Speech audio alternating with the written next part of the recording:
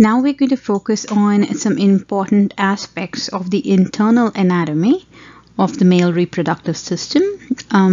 Before you move on, make sure you are familiar with the external anatomy of the male reproductive system. So the things we're going to focus on are going to be the epididymis and the scrotum. Okay, so those are the things that I will be talking about, and I will be talking about some disorders that are associated with the male reproductive system. A quick review. The gonads of male are the testes, and this is the region where sperm is produced and hormones are secreted. And the system of ducts is a system that includes epididymis, the ductus deferens, ejaculatory ducts, and the urethra that support and store the sperm and also transport the sperm, and they convey them to the exterior. The male reproductive system has a lot of accessory glands that adds to the secretion of the semen, and seminal vesicle, prostate, and the bulbourethral glands are the ones that contribute to the semen to maintain the integrity of the sperm. And the supporting structures include scrotum. Scrotum is the external reproductive organ that is visible, and it encloses the testes, and it consists of a fleshy pouch of skin that hangs down anteriorly. Okay, so we're going to focus on the internal anatomy of the reproductive system. Both male and female internal and external genitalia arise from the same embryonic tissue at about the 56th week of gestation, and the region they arise from is called the mesophrenic duct. We have a pair of mesophrenic duct at about the 56th week of embryo, but really there's no difference initially. But at about 7 to 8 weeks of gestation, depending on whether the SRY gene expresses the Y chromosome, will determine whether it's male or female. Males will have the testis determining factor, also known as the SRY protein produced by the SRY gene. Okay, and females do not have that protein, and that's what differentiates the gender in the embryonic development. So the testes migrate from the pelvic cavity, and they descend at about 7th month of gestation, and by about 1, the testes completely descends to the scrotum. And if the testes does not descend to the scrotum, it has to be surgically dropped. Okay, and that condition where the testis does not drop is called cryptorchidism. Cryptorchidism is the failure of descent.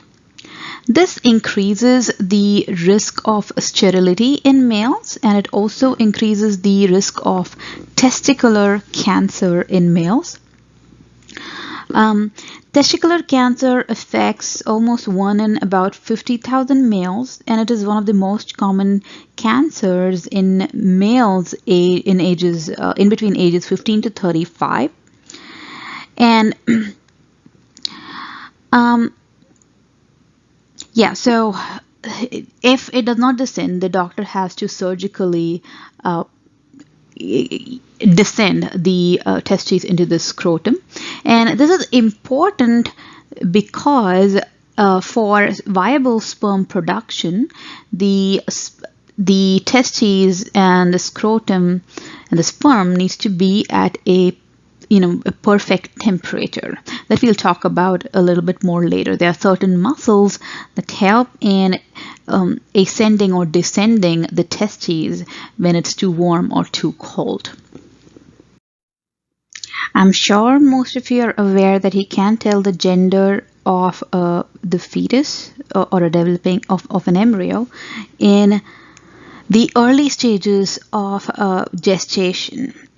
So at about 18 to 20 weeks is when most doctors call women in for testing the gender. Sometimes they can determine the gender as early as 12 to 14 weeks, depending on the position of the baby in the womb. Now, if people choose to perform a prenatal genetic testing, the gender of the baby can be determined as early as 9 weeks. So here you can see the penis of the boy. It's pretty visible over here, but in females it's not. So determining the gender using ultrasound really is highly dependent on the position of the baby.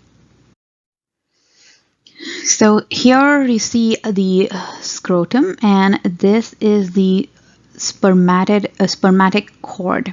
The scrotum itself is a block of tissue that pushes towards the pelvic floor, and when it pushes towards the pelvic floor, it carries a part of the peritoneum with it when it drops. So it's basically just a pouch of skin and subcutaneous tissue suspended right below the perineum, anterior to the anus. It has some sparse hair covering it externally, and internally it has certain muscles that help in making sure that the testes is at a right temperature. The human testes cannot produce sperm at the core body temperature, which is about 37 degrees Celsius, and it must be held at about 35 degrees Celsius for sperm production. And then you see the spermatic cord on both sides. The spermatic cord is a bundle of fibrous connective tissue that contains the ductus deferens, and it also contains blood and lymphatic vessels, including the testicular nerve. The scrotum has three mechanisms to regulate the temperature of the testes, and the first is by involvement of the cremaster muscle. The cremaster muscle is located in the spermatic cord, and its job is to pull up the testicle. So the cremaster muscle in cold temperature contracts and draws the testicles upward towards the body, and when the temperature is warm, the muscle relaxes and suspends the testes further from the body. The next muscle that is important in regulating the temperature is the dartos muscle, or it is also called the tunica dartos muscle. Tunica dartos muscle.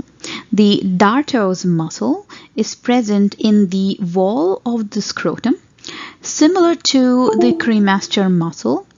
The dartos muscle contracts when it's cold, and it wrinkles the scrotum, holding the testes closer to the warmth of the body.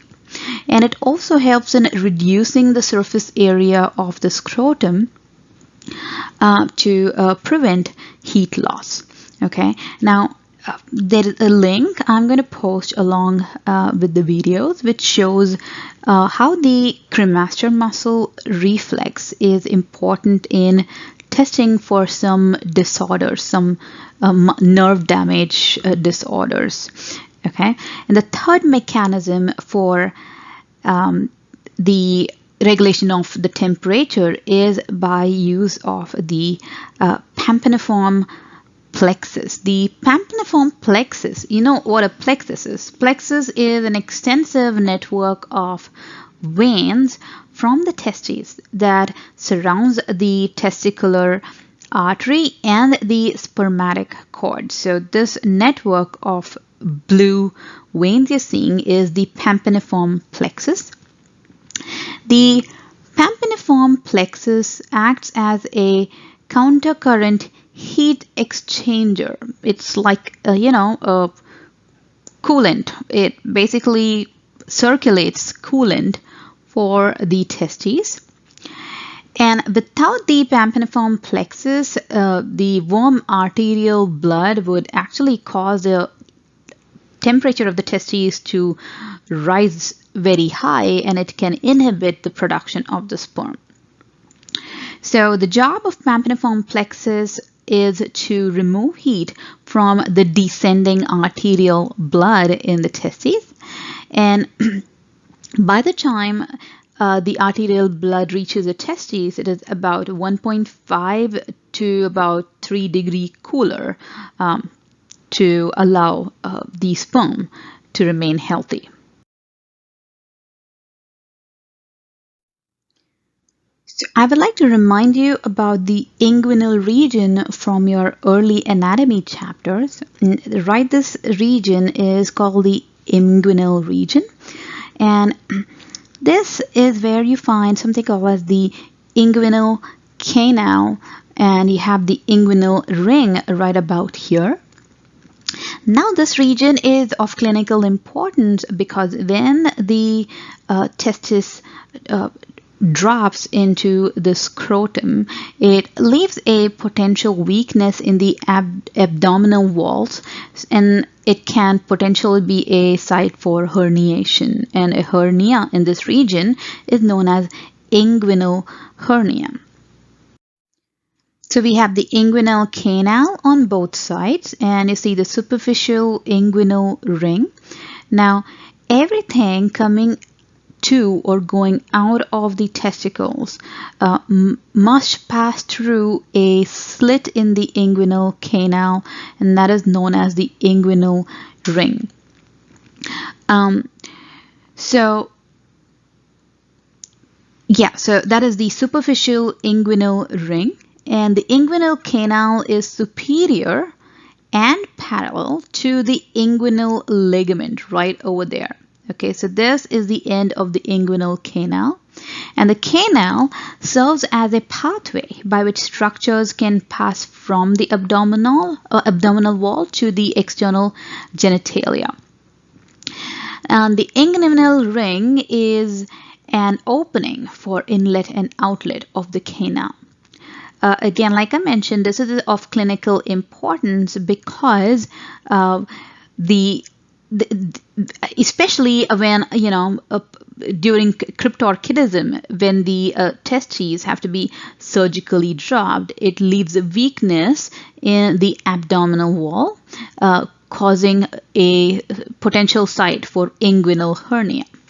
Hernia in general is a weakening in the walls and in inguinal hernia is basically weakened abdominal wall, and when it's weak, the omentum and intestine can protrude out of the weakened abdomen. So this area is of clinical importance. Now the testes or the testicles are a pair of oval-shaped structures about 1.5 inches long and about 1 inch long, and it is located within the cavity of the scrotum. Each testis contains two tunics, tunica vaginalis and tunica albuginea. Tunica vaginalis has two serous layers, and it is formed from the peritoneal outpocket in the peritoneal cavity. The inner tunic is known as the tunica albuginea, which is made up of fibrous tissue. And this extends inward, and it forms a septa to divide the testis into two lobes. And each lobule contains each lobule contains a whole bunch of structures known as seminiferous tubules, and this is where sperm is produced through spermatogenesis. So what you're looking at over here is the tunica albuginea layer of the testis, and this is the epididymis. The The tunica albuginea has extensions that divide the testes into about 250 lobules. So each one of these you see is a lobule, and the males have about 250 of these. So if you uncoil this, squiggly structures inside, these are seminiferous tubules, and if you uncoil each, it will reach about 80 centimeter in length, and each testis has about 1.5 miles of seminiferous tubules. Those are a lot of seminiferous tubules. This is the region where sperm generation actually occurs. And once sperm has been produced over here, they move to the epididymis. So this is the head of the epididymis, and this is where sperm maturation occurs. It takes about 20 days for the sperm to mature, and once they mature, the sperm is just stored over here for several months, and it is located superior to the testicle. So that's the testicle, and this is the head of the epididymis. All right. Let's take a quick look at the histology of the testes, and we are going to focus on some of the main structures in here, like the spermatogonium or the spermatogenic cells. So the spermatogonia are basically the stem cells, and they enter testes at about 5th week of development, and these are stem cells, so they basically divide to keep the sperm count going. Okay, so then you have the Sertoli cells. Sertoli cells are also known as sustentacular cells. Oh, wait a minute. Let me write that down. Sustentacular cells. So these cells are support cells, and they form tight junctions to form the blood-testis barrier, and they prevent any immune response against the sperm cells. So they prevent these antigens in our body from attacking the sperm cells. The other main job of the Sertoli cells is to nourish the spermatocytes. So you can see how the Sertoli cells have surrounded the spermatogonium. So their main job is to protect the spermatocytes, the spermatid, and the sperm, and they help in producing fluid for sperm transport, and they secrete a lot of hormones like they regulate the effect of a lot of hormones like testosterone and follicle stimulating hormone. Now, the other important cells that you need to focus on is the Leydig cells. The Leydig cells are interstitial cells. Interstitial fluid is the fluid in between the cells. The interstitial cells are the cells that will be present in between the spaces, right? So the Leydig cells are found in spaces between the seminiferous tubules. So you see a whole lot of, so I'm going to pick up different colors. So this is the seminiferous tubule. You see one over here, you see another tubule over here, another tubule over here, another tubule. It's a whole bunch of tubules that you see over here. And in between the tubule, you see this space is the lumen. And yeah, so in between the Leydig cells, you will find a whole bunch, in between the seminiferous tubules, you'll find the Leydig cells scattered around in between the spaces. Their main job is to, the main job of Leydig cells is to secrete testosterone. Okay, that's the main job of the Leydig cells. And they also produce other not so important androgens. Everything is important, but the testosterone is the most important hormone in case of development of the male reproductive system. So this is the cross section of a tubule. So this is a low magnification image over here, and that's a high magnification image. You see the spermatogonia, which are the stem cells, and right around the spermatogonia you see these columnar shaped cells. These are Sertoli cells. These Sertoli cells surround the proliferating germ cells, these spermatogonia over here. So they form pockets around these cells and provide nutrient. They also help in phagocytosing excess spermatid cytoplasm that's no longer needed. And if you look at this picture over here, you see the basement membrane of the tubules, the lobules. So these are the lobules, and the tubules. And yeah, so the Leydig cells are the cells found in the interstitial space in between the tubules, and they have a very pale cytoplasm because they contain a lot of cholesterol and lipid droplets, and their main job is to secrete testosterone in response to a hormone known as luteinizing hormone. Okay, now that is the first step in testosterone production. So basically, testosterone promotes production of spermatozoa, and this process does not start until puberty. So when a boy hits puberty, they first secrete a hormone known as luteinizing hormone, or LH. So that's called luteinizing hormone. And the luteinizing hormone stimulates the Leydig cells to produce testosterone. And another hormone that you need to know is follicle stimulating hormone. Follicle stimulating hormone stimulates Sertoli cells to secrete androgen binding proteins in the lumen.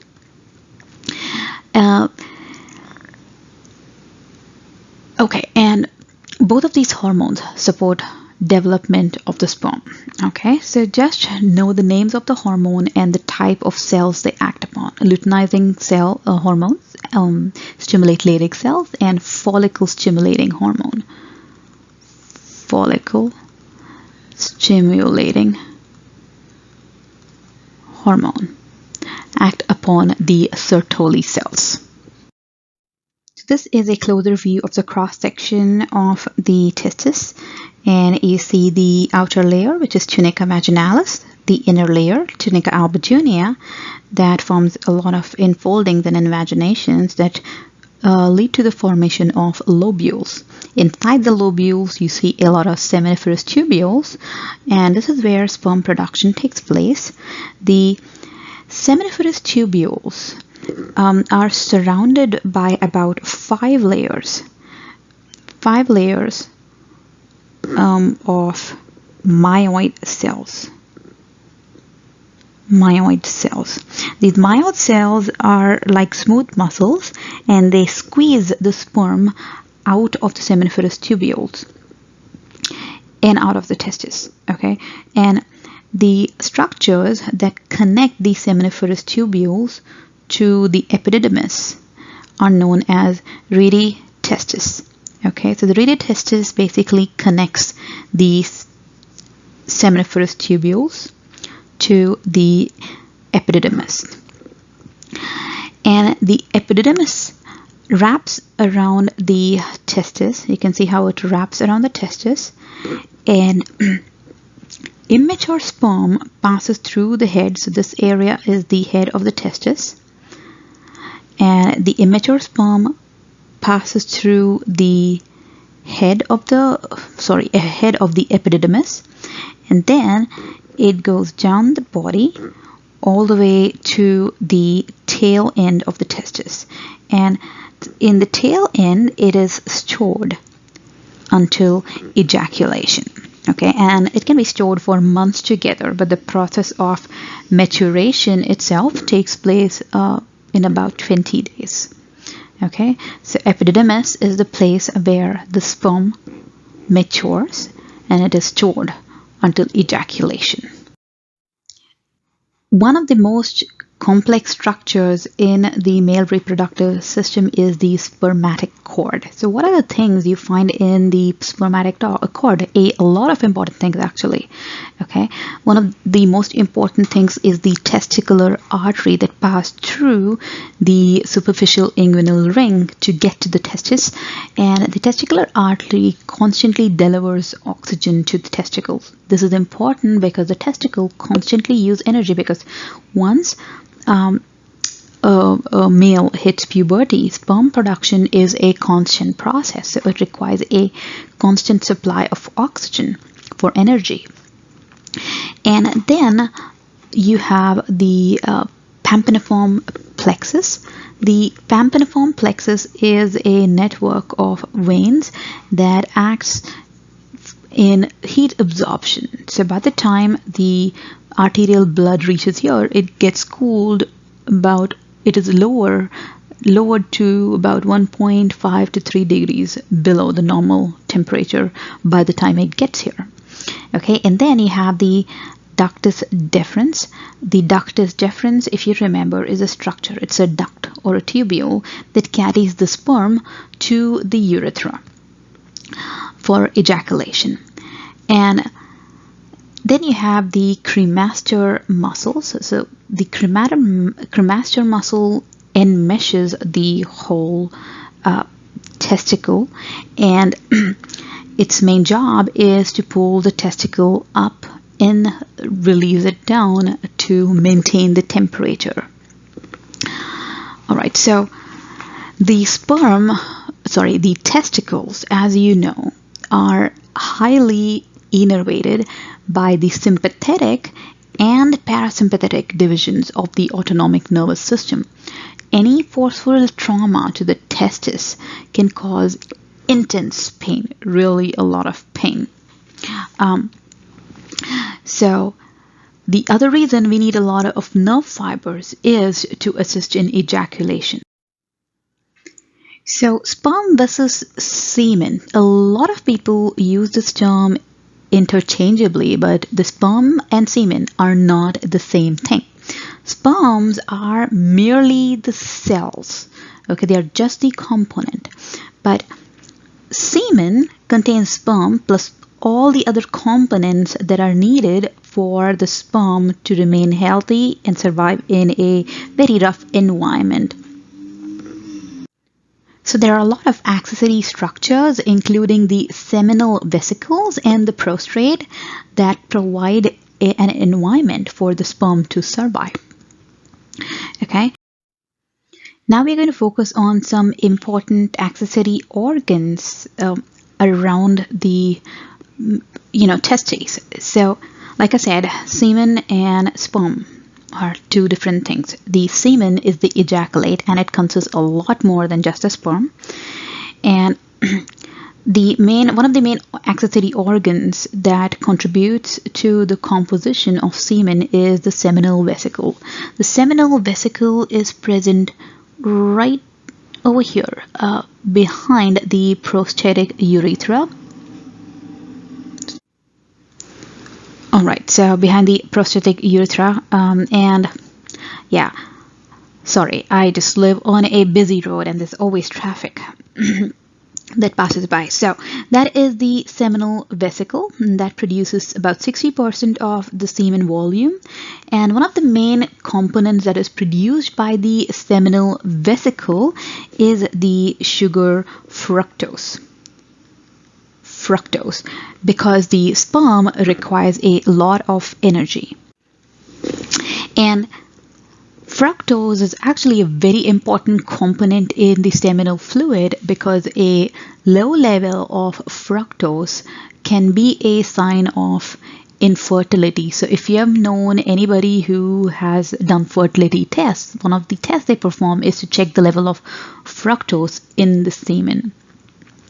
And the sperm can use glucose or fructose for energy, but fructose is a component that is produced by the seminal vesicle itself. And one of the other important structures that you are probably aware of is the prostate. Now the prostate, I'm going to look for my pointer again. Yeah, so the prostate is present. So let me give you a bit of perspective. This is the prostatic urethra. And this over here is the giant prostate gland. And then this over here is the seminal vesicle. So that is the prostate gland right over here. And yeah, the prostate gland is a very important gland, especially in older men that have that are about 50 years of age. And the prostate produces something called as prostate specific antigen. Okay, and this prostate specific antigen is a protein formed by the prostate gland in pretty high concentrations. And the normal pH of prostatic secretion is slightly acidic. So the pH in the prostate is about, well, the prostatic secretion is about 6.4. And this acidity helps in neutralizing the alkalinity in vaginal secretion, and it prolongs the lifespan of protozoa. Okay, so it basically helps in preserving the sperm until it reaches the egg. All right, I deviated a little bit. We were talking about prostate antigens. Now, the prostate specific antigens are the antigens that are present in all men, but in men that are younger than 50 years, their values should be about below 2.5 nanogram per milliliter in less than 50 years of men. But over 50 years, they can have up to 4 nanograms per ml of prostate specific antigen in blood. Now, the level of prostate specific antigen is measured for checking for the presence of prostate cancer, but there are other conditions that can lead to elevated levels of prostate specific antigen, like prostatitis, or an inflammation due to an infection in the prostate glands, or prostate hyperplasia, or a benign tumor in the prostate can also cause elevated levels of PSA. Okay, now even overweight men have shown to have lower levels of PSA value or higher levels of PSA value. Usually, prostate is examined either, well, one of the most common methods is by a physical examination, and I have posted a video. Make sure you watch that video. It's a fun video to watch. And they can also perform a digital rectal examination or an ultrasound examination to investigate the prostate. Okay, so all men above a certain age are advised to get their prostate tested. Now, some men are at a higher risk. So if you know men that have had prostate cancer in the family, it is highly advisable that they begin screening for prostate cancer at the age of 40 to 45. Now, the other structure that is important accessory organ is the bulbourethral gland. The bulbourethral gland is also known as the Cowper's gland. These are pea-sized glands located near the base of the penis, and their job is to produce mucus to neutralize the residue in the urine and the urethra. And it prevents sperm damage. Now, all these structures together make up the composition of semen, which is the final product.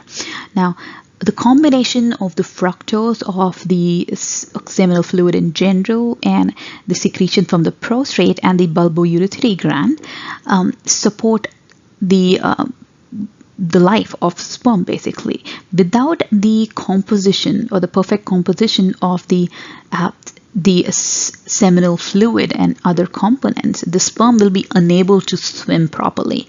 Okay, so the chemical composition altogether allows the sperm to swim in the liquid. Okay, especially once it is inside the female. This is very important. Now, the semen, well, 2 to 5 ml of semen per ejaculate contains about 50 to 130 million sperm. That is a lot of sperm. So needless to say, if a guy loses one testicle, the other testicle is enough to make enough sperm to create a baby. A very famous example is Lance Armstrong. Now, he is a very well-known, high-profile person, and he has lost a testicle, and he has fathered 5 children. So, needless to say, men don't need both testicles. They have enough sperm to continue to make babies. Okay, so an average sperm in a male matures about 300 million sperm every single day, and the sperm count of a less than 20 million sperm per ejaculate is considered sterile. Okay, so that's what they do when they check the sperm count, and they also check for the levels of fructose, which is very important in testing for fertility. So penis itself, so that's, everybody knows what a penis is. Penis is the male organ of copulation, and it is shared with the urinary tract. So males cannot ejaculate and pee at the same time. And the shaft or body of the penis that has the enlarged tip is called the glans penis, and this is highly innervated, so it is very, very, very sensitive, and this is the site of circumcision. And the external orifice is the outlet for urine as well. Okay, so male sexual arousal consists of 2 stages, erection and ejaculation. And before sexual arousal, the arterioles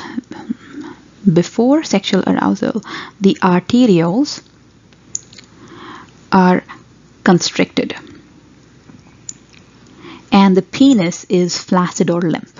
When the person is sexually aroused, it triggers the parasympathetic reflex, and the parasympathetic reflex causes nitric oxide to be released locally, and nitric oxide causes arterioles to dilate. Okay, and this dilation causes an engorgement of blood into the penis, which causes erection. And the penis is surrounded by a band of collagen fibers, which prevents bending of the penis excessively. Okay, so it makes the penis rigid. So when a person has erectile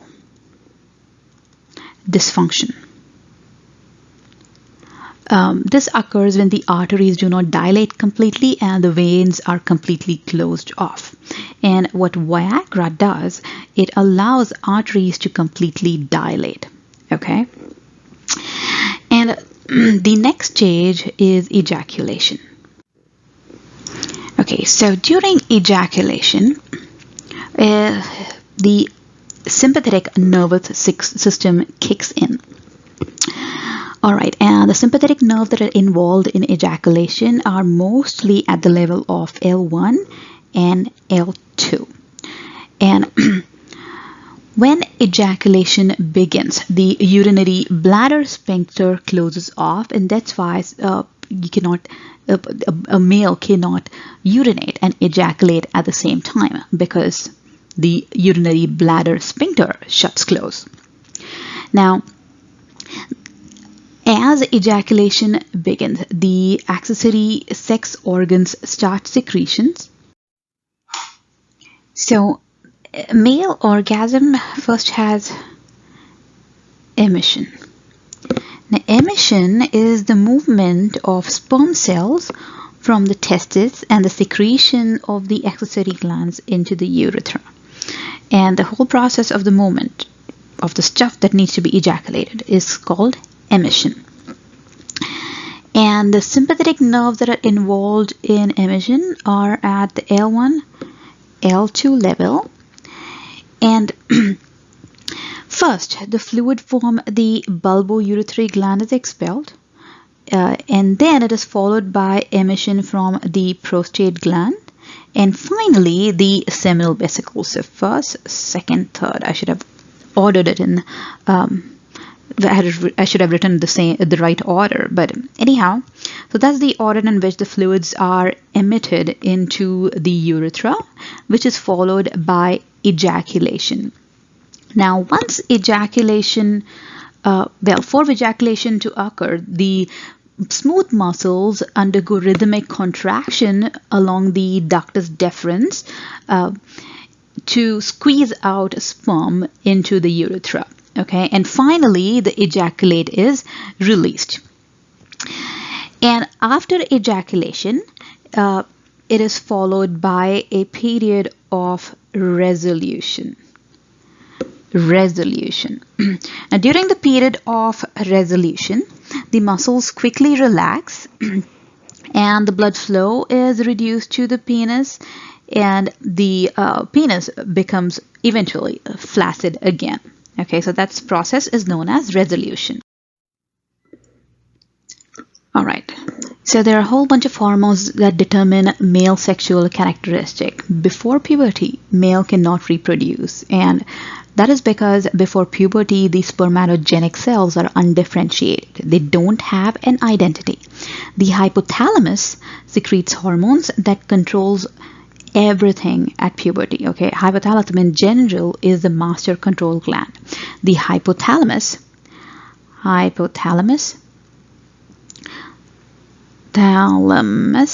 secretes an enzyme known as gonadotropin releasing hormone. Now, gonadotropin acts on gonads. That's why it's called gonadotropin releasing hormone. Okay, secreted by the hypothalamus. If you remember from the endocrine system, the gonadotropin releasing hormone acts on the anterior pituitary gland. Okay, so this acts on the anterior pituitary gland. The anterior pituitary gland secretes two hormones, two gonadotropins. The first gonadotropin is follicle stimulating hormone. The next gonadotropin is luteinizing hormone. All right, so the luteinizing hormone promotes development of the Leydig cell, which are present in the interstitial space between the tubules. So if you remember, we talked about Leydig cells. Okay, so the Leydig cells play a very important role in production of testosterone. So basically, luteinizing hormone binds to the interstitial cells. Okay, so the next thing, it binds to the interstitial cells. The interstitial cells are nothing but Leydig cells, and the Leydig cells secrete testosterone. Okay.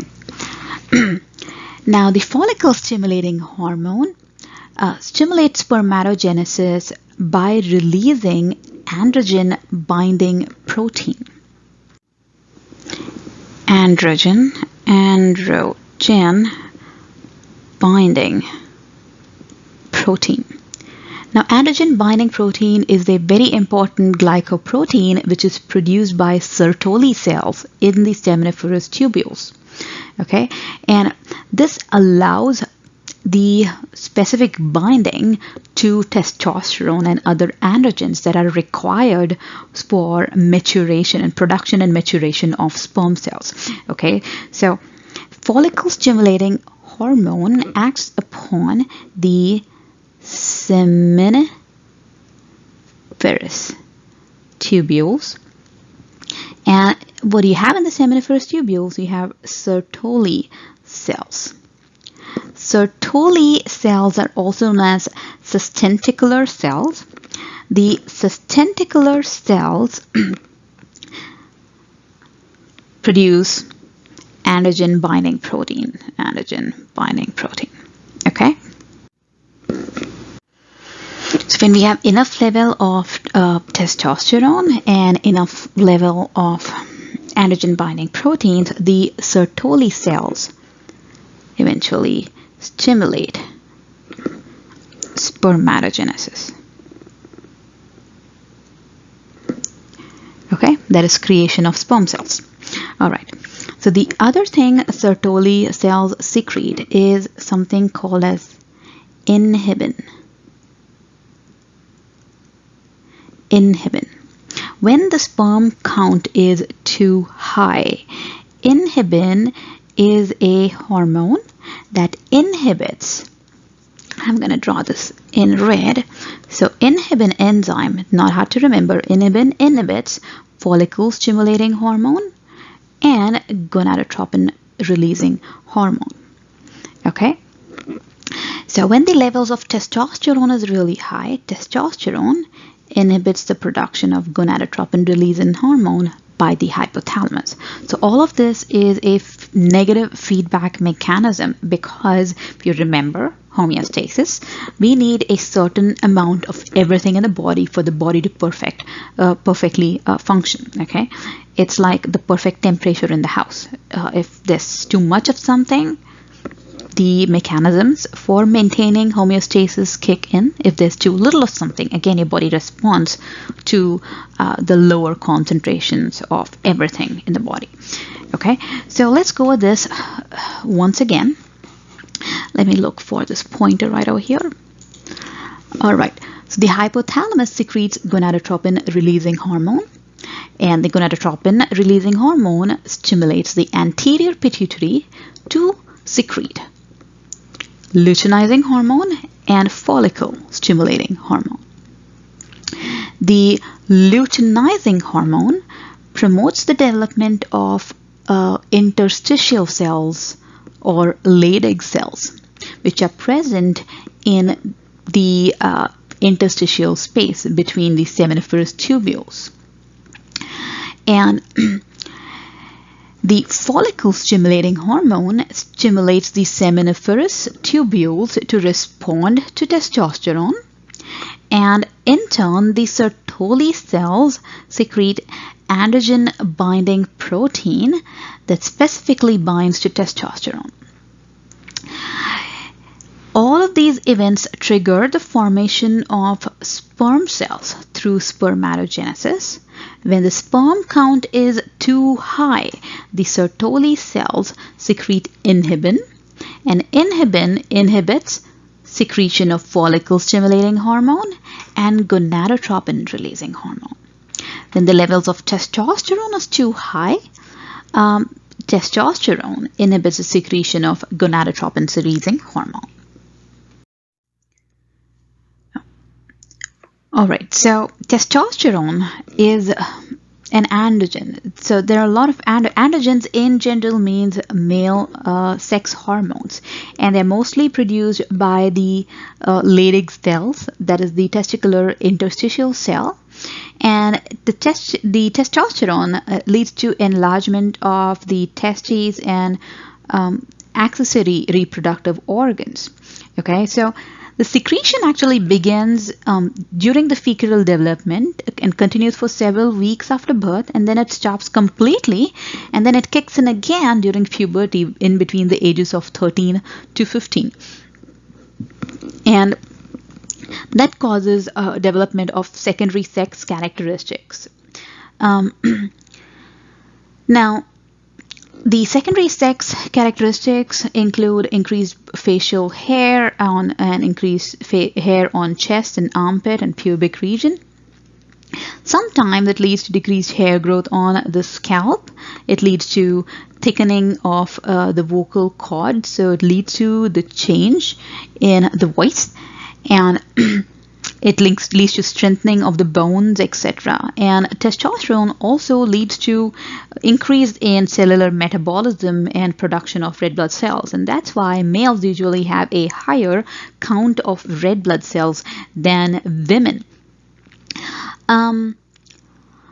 What else? I think that's about it. So testosterone is by far the main male reproductive hormone, but the other hormones that influence the production of testosterone are follicle stimulating hormone and luteinizing hormone that are produced by the anterior pituitary gland.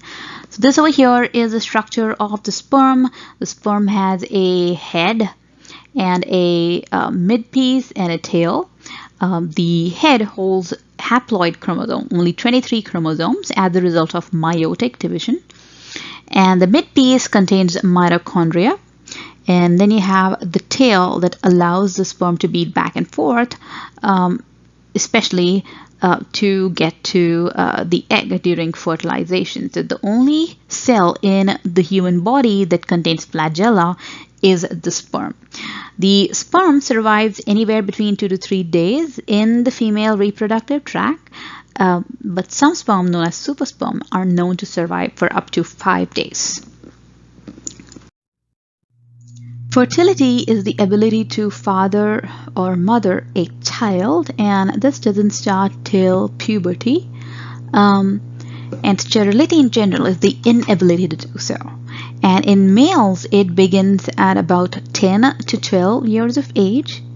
And sometimes, now, if you remember, the male contains XY chromosomes, female contain XX. Sometimes due to genetic defects, a male can end up having XXY chromosomal makeup.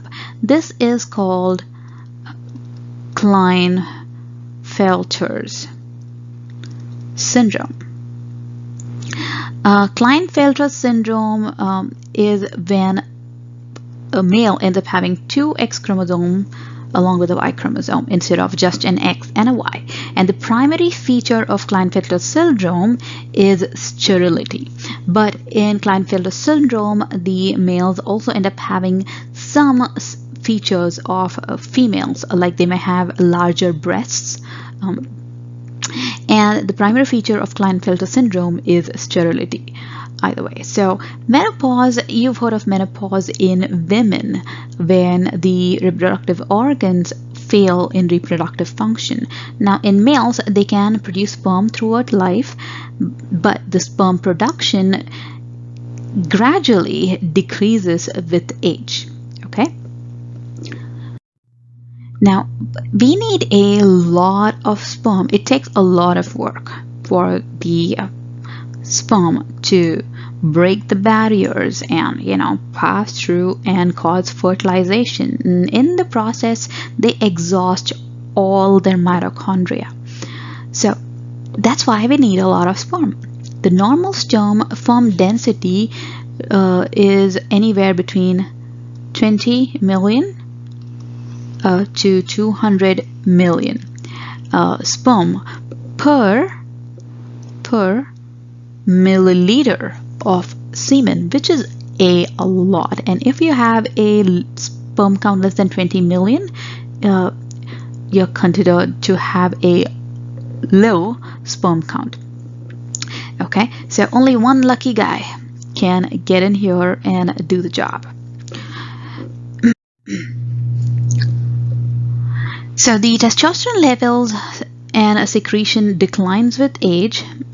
The peak secretion occurs at 20, and then anyhow by the age of 25, after the age of 25, it's all a downhill process in general. So after age of 20, it starts declining, and by 80, it's about 1/5 of what a person has. So you can see a change in male secondary sex characteristics as well, and problems like erectile dysfunction, loss of muscle mass, etc., because testosterone is what gives the buffy appearance and well-built muscles in males.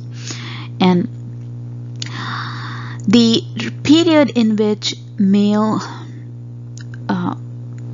andropause, that's the equivalent of menopause that happens in females, that is first seen in early 50s, and although sperm counts decline after 50, they still produce enough sperm so older men can very easily father a child through old age.